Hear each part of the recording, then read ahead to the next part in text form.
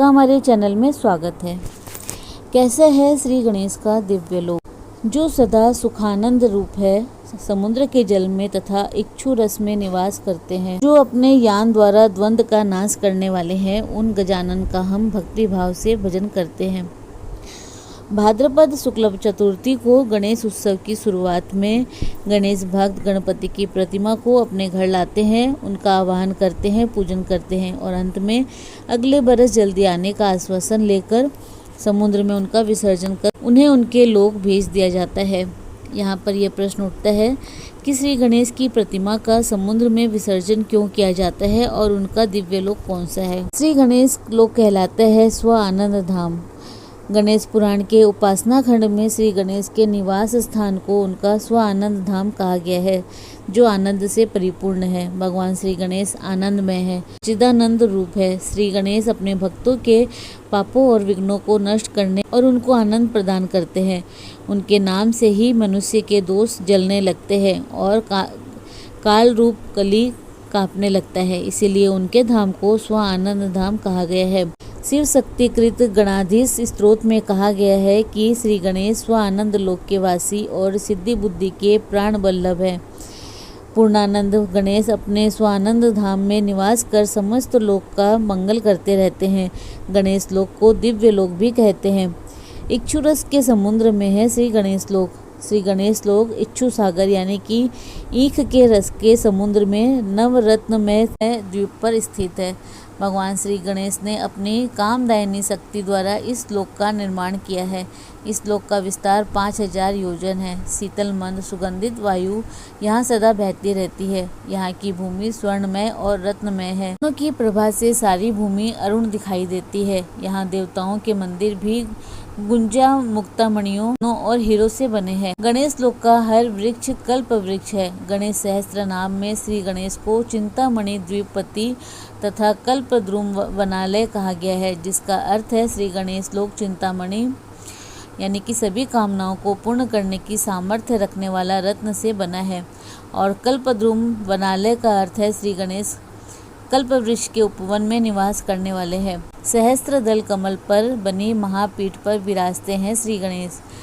इक्षु सागर में एक विशेष प्रकार के चंद्रमा के समान कांति वाला सहस्त्र दल कमल है, जिनकी कर्णिका के ऊपर एक सुंदर पीठ यानी कि मंच है। उस मंच पर भगवान श्री गणेश बाल रूप में शयन करते हैं।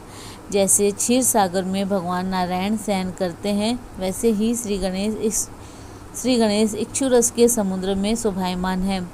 सिद्धि बुद्धि अत्यंत भक्तिभाव से उनके श्री चरणों की सेवा करती रहती है। सामवेद शास्त्र और पुराण मूर्तिमान होकर उनकी स्तुति गान करते हैं। भगवान श्री गणेश का श्रीअंग विशालकाय अत्यंत कोमल और तपाए हुए सोने के रंग का है। उनकी बड़ी बड़ी आंखें और एक दांत है। उनके मस्तिष्क पर कस्तूरी तिलक शोभित है। उन्होंने मुकुट, कुंडल और दिव्य माला एवं परिधान धारण कर रखे हैं। उनके शरीर पर दिव्य गंध का लेप लगा है और मस्तक पर अर्धचंद्र का मुकुट है। श्री गणेश के चरणों में ध्वज पताका और वज्र चिन्ह अंकित है। तेजोवती और ज्वालनी नाम की 2 शक्तियाँ उस सैया के सन्मुख सदैव विराजमान रहती है। गणेश लोक की प्राप्ति केवल भक्ति से ही संभव। गणेश लोक में रहने वाले भक्तों को गणेश दूत कहा गया है और उनका स्वरूप श्री गणेश के समान है। गणेश लोक में रहने वालों को सुख दुख, जरा, मृत्यु, शीत क्लेश, पसीना, तंद्रा यानी कि नींद, क्षुधा यानी कि भूख, प्यास आदि नहीं सताते। गणेश भक्तों का गुणगान सामवेद सदा करते रहते हैं। रिद्धि सिद्धि सदैव उनके मनोरथ पूरी करती रहती है। श्री गणेश और उनके लोक का ध्यान मनुष्य की समस्त कामनाओं को पूर्ण करने वाला है, परंतु इस लोक की प्राप्ति किसी दान, जप, तप, यज्ञ से नहीं होती है।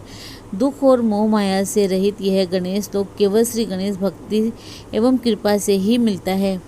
श्री गणेश के चिंतन से मन को बड़ी शांति और तृप्ति मिलती है और मनुष्य संसार यात्रा को सफलता से पार कर लेता है।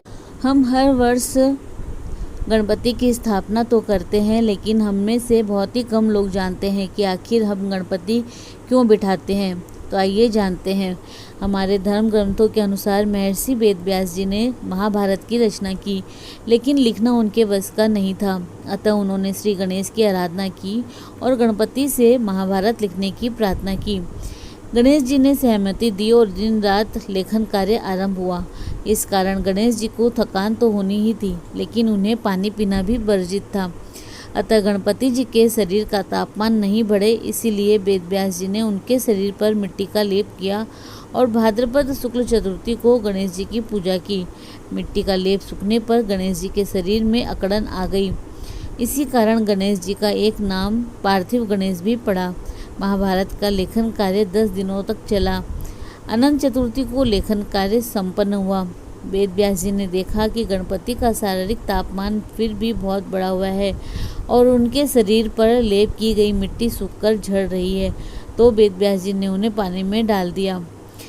इन 10 दिनों में वेद व्यास जी ने गणेश जी को खाने के लिए विभिन्न पदार्थ दिए। तभी से गणपति बिठाने की प्रथा चल पड़ी।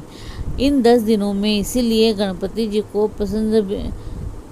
जी के पसंद के विभिन्न भोजन उनको अर्पित किए जाते हैं।